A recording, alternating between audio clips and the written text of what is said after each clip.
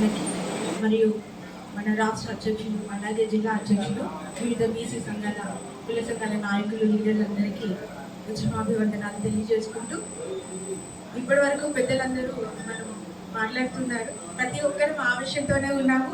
మేము కూడా లేడీస్ మాకు కూడా ఆవేశం అంటే ఎంత వెనుకబడిపోయి ఉన్నాము. మనం ముందు తరాలకు మనం ఏమైనా చేయగలుగుతామా? ఇప్పటి వరకు మనకి యాదగిరి అన్న మాట్లాడినట్టు ఇప్పటి వరకు మన వరకు మనం చేసింది చాలు, మన ముందు తరాలకి కూడా మనం చేయలేకపోతామా అనే ఒక బాధ అనేది ప్రతి ఒక్క వ్యక్తిలో ముందుకు రావాలి.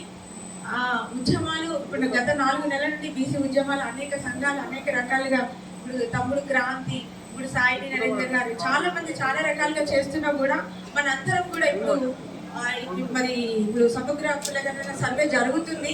మరి అది జరిగిన తర్వాత మరి కర్ణాటకలో జరిగి కూడా 6 నెలలు అయిపోయిన తర్వాత ఇప్పటి వరకు కూడా దాని రిజల్ట్ అయితే మనకి రాలేదు.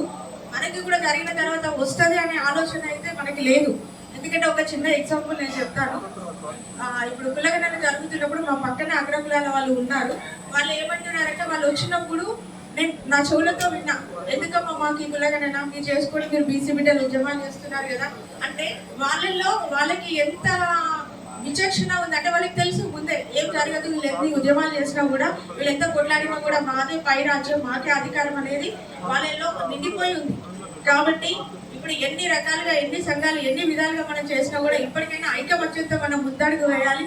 మన ముందు తరాలకి ఇప్పుడు యూనివర్సిటీ విద్యార్థులు చాలా మంది ఈ రోజు నిజంగా బీసీ మీటింగ్ ఇలా జరుగుతుంది, కులగణన జరుగుతుంది, నిజంగా దండోరాలు వేయించాల్సిన ఇప్పుడు మీడియా ద్వారా మనం ఇంత ముందుకెళ్తున్నా కూడా గ్రామాలలో కానీ ఎక్కడ కూడా ప్రతి ఒక్కటి అంటే తెలియదు. ఇప్పుడు కులగణన జరుగుతుంది, ఇప్పుడు ఐడి కార్డ్స్ కానీ మన ఓటర్ ఐడి ఇవన్నీ అడుగుతుంటే ఎందుకు అడుగుతున్నారు, వీళ్ళకి ఇవ్వాలా ఇవ్వద్దా అనే నాలెడ్జ్ కూడా కొంతమంది అంటే లేదు. చాలా మంది మన బీసీ బిడ్డలలో కూడా చాలా మందిలో ఇది లేదు. దీన్ని అన్ని ఇంకా ముందుకు తీసుకెళ్ళి కూడా ఇంకా మనం చాలా కార్యక్రమాలు నిర్వహించవలసి ఉంది. ఇంకా వేదికలు ఇంకా అవగాహన కల్పించాల్సిన అవసరం ఉందని నేను కోరుకుంటూ థ్యాంక్ యూ నాకు అవకాశం ఇచ్చాను.